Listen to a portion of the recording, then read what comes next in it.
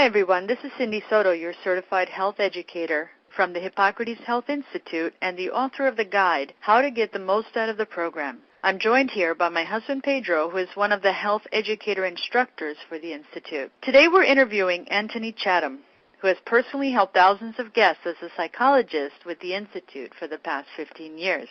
But before we go to Antony, I want you to be aware of a great opportunity for you or a loved one to do the 3-week Life Change program with us as part of a group. In addition to saving hundreds of dollars, you get some other great benefits. For more details, visit www.hippocratesgroupsavings.com.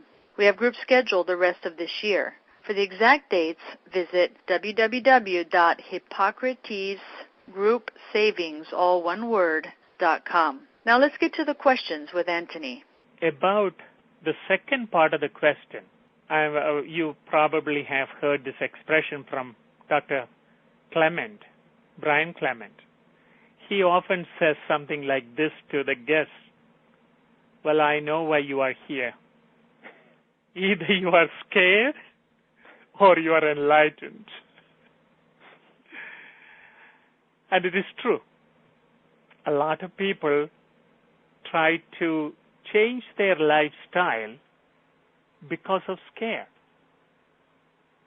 Of course, somebody could say, well, doing anything out of fear is not good. But the truth is, if an original fear is helping you to do something very positive, it's not necessarily bad. Therefore, you have to learn to do something positive and then take credit for it. In the sense, you have to focus on the benefits of what you are getting rather than focusing on the negative or the fear itself. Because in real life, there are both areas. There are things that frighten us. There are things that excite us or make us feel that experience of love. And what we have to do as part of our life is somehow learn to avoid the fear aspect and taking it serious, and then begin to enjoy more of the love aspect or the excitement of life. Because ultimately it is our choice. Because in real life, both will come to us, and we know that. Just like stress is part of life. Does it make enough sense, Pedro? It does. Yes. Thank you. Thank you, Antony. Okay. We have a question also from Laura.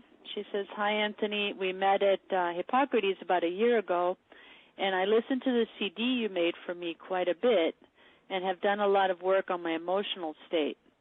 However, lately I'm having a hard time. I have cervical cancer and have been trying to do the Hippocrates diet, and I'm becoming very resentful towards it because I'm not seeing the results I want to see.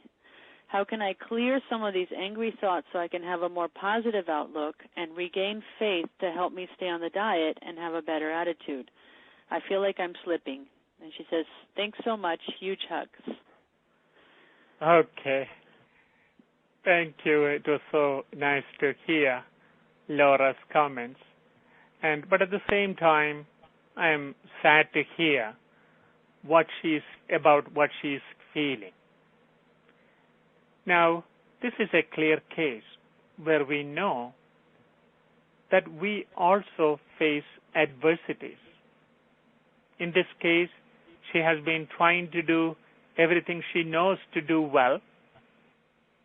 And the reason that she was at Hippocrates was to learn to do that. And then she's also saying, Laura is also listening to the CD we made, which has so many positive things in it.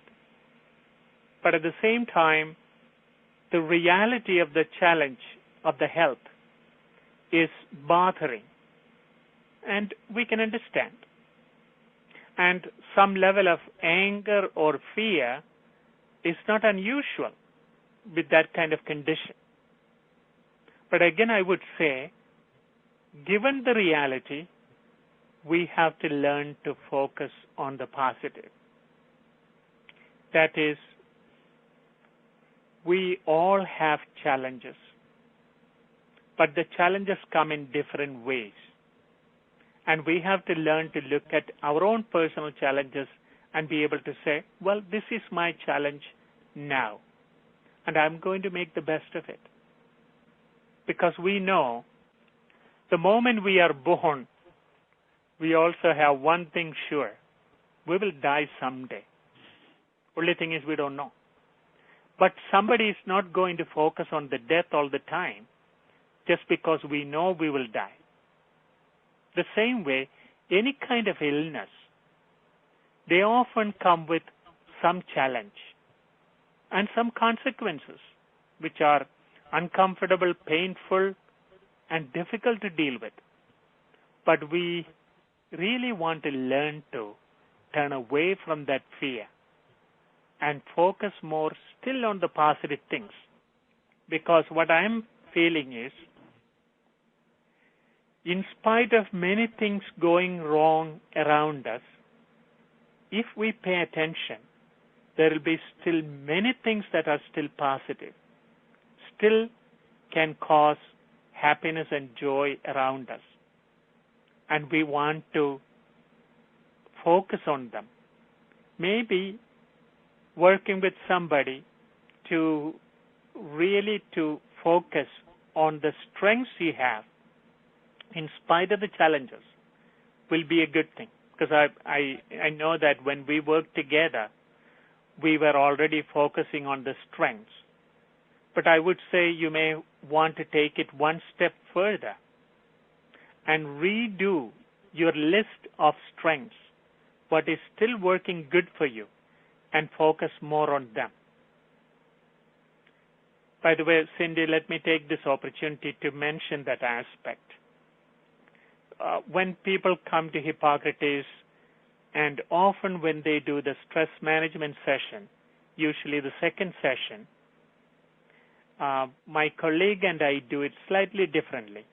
My colleague Andy Berner-Roman, he does it in a very different style, but which is also very effective, according to many guests.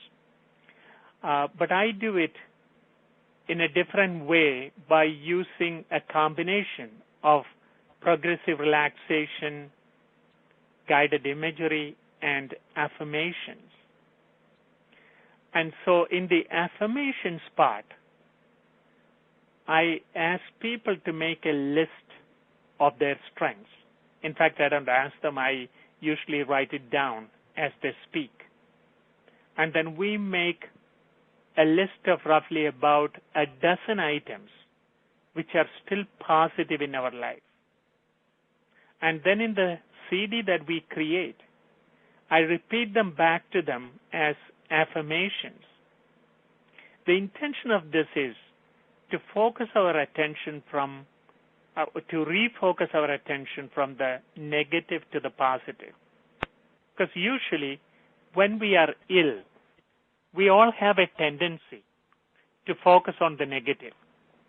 And we want to change this. And we want to shift our attention to still what is good about us, why people like us, what is still hopeful in my life, and so on. No matter what is your challenge, you are still able to do this. So I am hoping you will be able to bring yourself back on track because you were on the right track. And I'm sure you will continue that. And all the best, Laura.